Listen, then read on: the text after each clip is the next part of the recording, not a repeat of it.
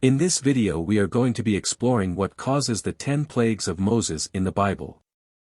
This is after the plagues are over and when Moses is leaving Egypt, but to understand the plagues we must first understand what was happening at the time of the plagues. And the Lord went before them by day in a pillar of a cloud to lead them the way, and by night in a pillar of fire to give them light to go by day and night. So Moses follows a pillar of smoke during the day and a pillar of fire at night, and this is how he knows where to go. So as Moses leaves Egypt and goes to Mount Sinai, the way he is able to find the mountain is because it is making a pillar of cloud during the day, which my interpretation of this pillar of cloud is that it is really a pillar of smoke. And at night the mountain is making a pillar of fire. Now I only know of one kind of mountain that makes a pillar of smoke and fire, and that is a volcano. This is how Moses describes God when he gets to the mountain. And ye came near and stood under the mountain, and the mountain burned with fire unto the midst of heaven with darkness, clouds and thick darkness. So now Moses has made it to Mount Sinai, and he describes it as burning with fire and thick darkness that is going up into the midst of heaven. Which I interpret to mean that the mountain has fire and dark smoke going up into the sky. So to me this is still sounding very much like a volcano. And Mount Sinai was altogether on a smoke because the Lord descended upon it in fire, and the smoke thereof ascended as the smoke of a furnace, and the whole mount quaked greatly. Now here Moses describes the reason the mountain is burning and smoking is because he believes that God has descended upon it. And this time he uses the word smoke instead of cloud. He also describes the mountain as quaking greatly, which farther supports my interpretation that Moses has been following a volcano that he believes God has descended into. And I think that it is clear that this volcano is in the process of a major eruption, as it is shooting out fire and smoke as well as causing earthquakes. So now that we know there is a volcano undergoing a major eruption, let's go back and look at the 10 plagues that Moses inflicts on the Pharaoh and see if they are related to the eruption. The first plague. And the fish that was in the river died, and the river stank, and the Egyptians could not drink from the river, and there was blood throughout all the land of Egypt. With the volcano erupting, all kinds of debris and ash would be falling in the river, poisoning the water and turning it red. It is unclear exactly where the volcano was located, but with Egypt being on the coast of the Mediterranean Sea, I think it is safe to assume that the volcano was upriver from Egypt, and that the first effects of the volcano that Egypt would have suffered would be what the eruption was causing to fall into the river, and the river was carrying down to Egypt. The second plague. And Aaron stretched out his hand over the waters of Egypt, and the frogs came up and covered the land of Egypt, with the water being poisoned by the volcano and all the fish dead. The frogs are forced out of the water and die on land because they can't find any clean water. I would think that the frogs coming up on land was a direct result of the volcano. The Bible already said that all the fish in the river had died and that the Egyptians could not drink the water, so if the fish couldn't live in the river and the Egyptians couldn't drink the water, then it makes perfect sense that the frogs could not stay in the river either. Now here it says that the Pharaoh has his magicians inflict the same plagues onto Moses and his people. And the magicians did so with their enchantments and brought up frogs upon the land of Egypt. So Moses and the Pharaoh believe that they are inflicting plagues on each other, but in reality it is the volcano affecting the whole land.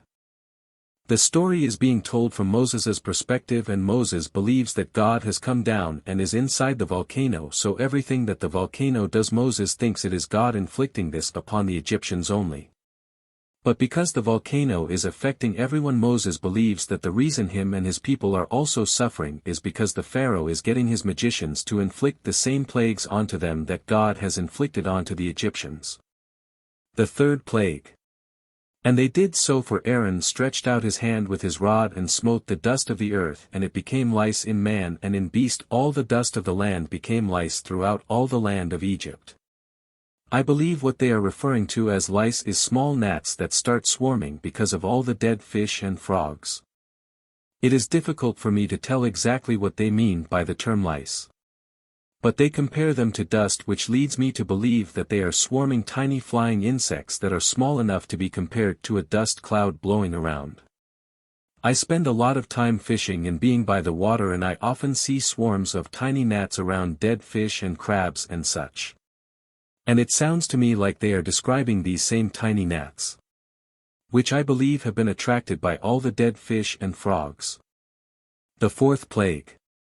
And the Lord did so, and there came a grievous swarm of flies into the house of the Pharaoh and into his servant's house and into all the land of Egypt. The land was corrupted by reason of the swarm of flies. As the same with the smaller gnats, the flies are attracted to all the dead frogs and fish. I think that everyone has seen flies swarm around dead animals, and with the river full of dead fish and the land covered with dead frogs, a lot of flies would have been attracted to the area. The fifth plague. And the Lord did that thing on the morrow, and all the cattle of Egypt died, but of the cattle of the children of Israel died not one. This is the first plague that doesn't happen to everyone. It says that only the cattle of the Egyptians died. You might wonder how a volcano could kill only the Egyptians' cattle and let the cattle of the Israelites survive.